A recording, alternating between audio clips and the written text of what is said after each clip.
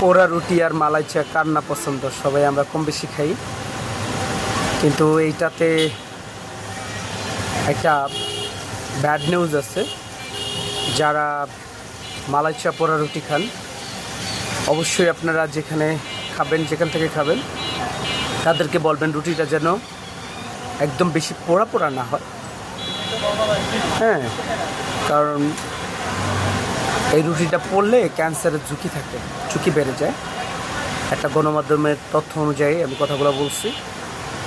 তো অনেক আগে থেকে এগুলা লেখালেখি হচ্ছে, কিন্তু আমরা আসলে কানে নেই না বা গুরুত্ব দিই না।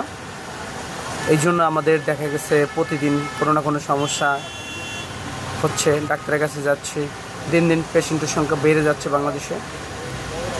তো যখনই যেখানে খেতে যাবেন পোড়া রুটি মালাই চা, আপনারা তাদেরকে রিকোয়েস্ট করবেন না বেশি যাতে না পড়ে। হ্যাঁ, রিকোয়েস্ট করবেন যে যাতে কম পড়ে, কারণ অনেকে বেশি মজার জন্য, একটু ডেলিশিয়াস দেখার জন্য বেশি পড়তে বলেন।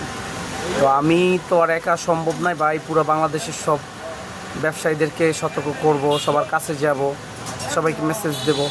আপনারা জনগণ যারা আছেন, আমি চাই আপনারা সতর্ক হন।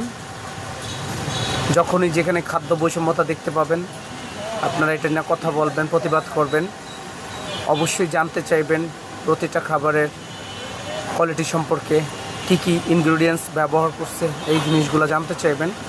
তাহলেই দেখবেন ভেজালের সংখ্যা কমে যাবে। কারণ কোনো খাবারই বন্ধ করা সম্ভব না। যেগুলো রানিং হয়ে গেছে এগুলো মানুষ খাবেই, কিন্তু এগুলাকে ভালোভাবে খাওয়া যায়, ভালোভাবে পরিবেশন করানো যায়। তা আমি এটাই চাচ্ছি যে কোনো কিছু বন্ধ হবে না, হওয়ার দরকার নেই, কিন্তু ভালোভাবে, ভালো প্রক্রিয়ার মাধ্যমে, স্বাস্থ্যসম্মত প্রক্রিয়ার মাধ্যমে আপনারা খাবারগুলো খেতে পারেন। যেহেতু আমরা খাবার খাই নিউট্রিশনের জন্য,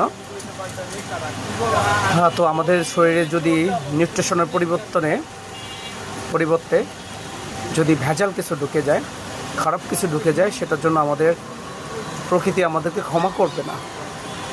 প্রকৃতি এমন একটা জিনিস, প্রকৃতির সাথে আপনি যদি ব্যভিচার করেন, সে আপনাকে একটা সময় ছোটো ব্যাগ দেবে সব কিছু।